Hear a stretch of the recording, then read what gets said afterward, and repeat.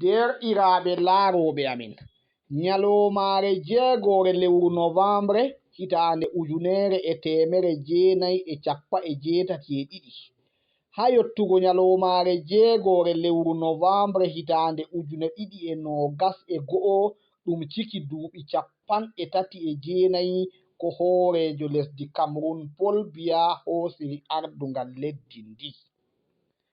Ha nder duuɓi maako 39 o waɗi haa laamu en bolwan kuuɗe ɗuɗɗe huwaaɗe haa nder laamu maako, bana nyiɓugo hande ponji maaje feere-feere haa nder leddi ndi, waɗugo laabi ɗi meeɗayno wonugo gudronji boɗɗi haa nokkuuje feere-feere, nyiɓugo doftaaji haa babe feere-feere, nyiɓugo cuuɗi jangirle haa nokkuuje feere-feere, nyiɓugo hande wato nyiɓaloji gomnati feere-feere haa nder leddi en gi'an ɗum haa nonnon. Nyalomaare jeegore lewru Novambre hitaande 1982 hoorejo lesdi Cameroon baaba ndimu lesdi Cameroon Alhaji Amadou Ahidjo be yiɗande maako o hokkiti na'ibijo maako Paul Biya laamu.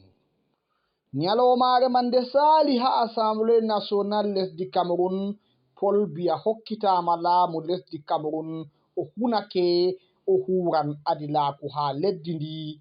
Amadou Ahidjo bo ɗaɓɓitiri ɓiɓɓe lesdi Cameroon debbo e gorko ɓe ɗowtana Paul Biya ɓe kuuda be maako.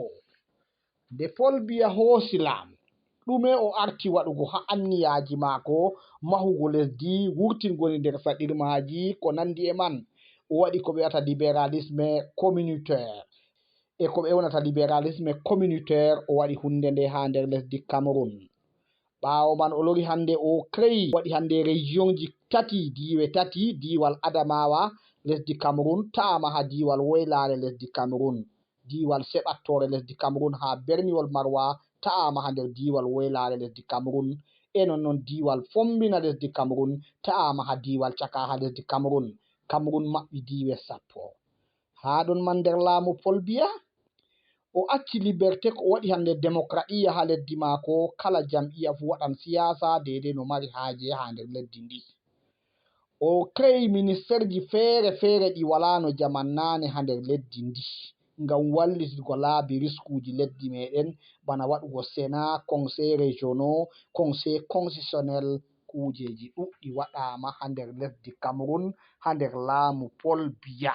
Laaroɓe amin diga Fada Info Sahel TV, Paul Biya ha laamu maako ko o hokki sembe ko wiyata cheval de bataille maako, nyiɓugo cuuɗi jangirle ha nder lesdi Cameroon, suwa jangirle pamare, suwa jangirle cakaje, suwa universitéji, kanjum o hokki sembe ha laamu maako.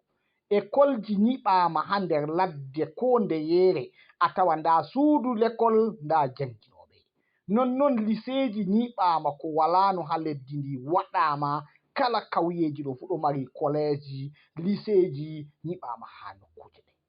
ɗo ɗum laati ɗum hunde tilimde, ɓikkonji acci yarugo bone dilla ha janga ha gure mauɗe, ko moye janga école primaire ha mum lora janga lycée ha wuro muɗum. O lori o wartiri l'école primaire go bo Cahu, ko moye janga mere. Derɗiraɓe, o lori o créi université ji ɗuɗɗi, bana université Baminda walano waɗama, bana hande hokkugo wato faculté ji goɗɗi feere, ɓe wiyata centre université ɗon ha Berniwol Darwa jotta ɓeɗo janga faculté ji goɗɗi feere. Bana hande waɗugo école normal ɗe Bambili ha Baminda, ɗum laatake ɗum kuje tilimɗe waɗaɗe ngam hande ha ɓikkonji men janga.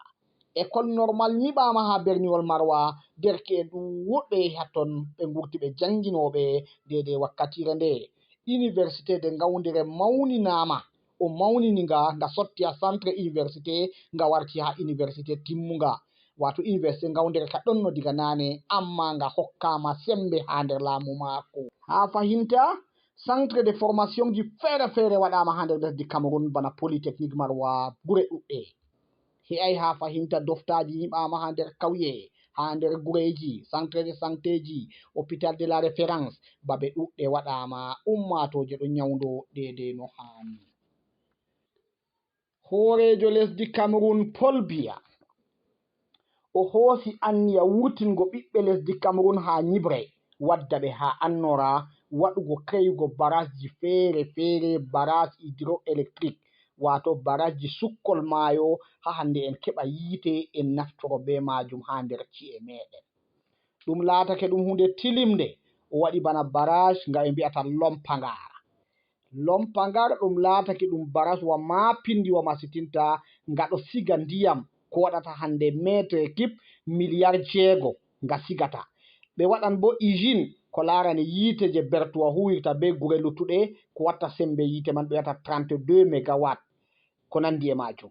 Lompagar ɗo tawe ha kilometer 90 be berniwol bertuwa. O wurtini ceede ko watta miliyar 300 ngam mahugo barage Lompagar. Barasji be projetji je miɗo limtanamon ɗo nane paame. Kanjum ɗo o waɗi ɗum risku lesdi Cameroun ɗum ta'ata ha darngal dala. Mo waɗi ɗum hayru maapindiwa ha leddi. He ai ɓaawo Lompagar baraswa laatinga tilimga. O lori nde baras Lompagar maɓɓitama ndiyam heewi ha maayo Sananga, sey ɓe yahi ɓe kayi baraswa ngonga ɓe ewnata Natigal. Natigal laatake ɗum baraswa maapindiwa ngam maran sembe yiite ko waɗata mega 420 ɓe wiyata 420 mégawatt. Baraswa nga nyaman ceede hedde nga timma ko watta miliyar 447 be ko yowi hedde nga timma. Baras Natigal to nga timmi ha yiite lesdi Cameroun hutinirta, baras Natigal tan hutiniran hoosan geɓe 30 nder temerre. Derɗiraaɓe, baras Natigal ɗo tawe dow maayo Sananga kilometer 65 be berniwol Yaounde.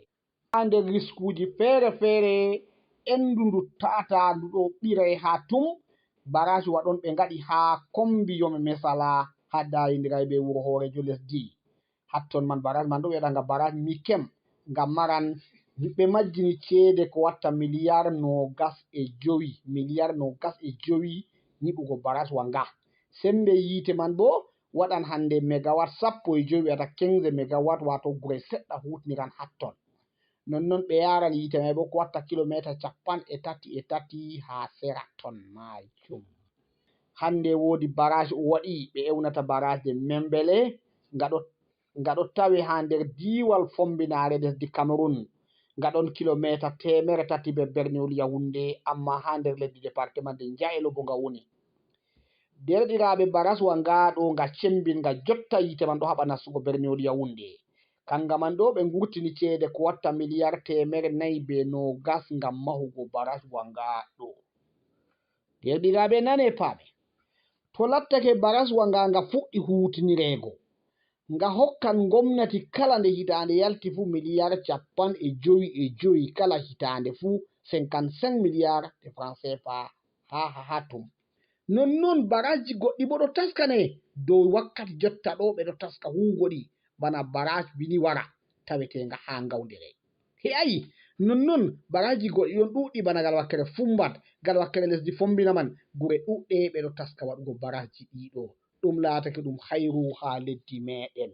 Ya derɗiraaɓe barkante'en, heɗit laaroɓe amin ha Fada Sahel Info TV, on fuu mon on gettama en ɗo tokkitini yeccugo men projeji ko laarani horejo lesdi Cameroun Paul Biya.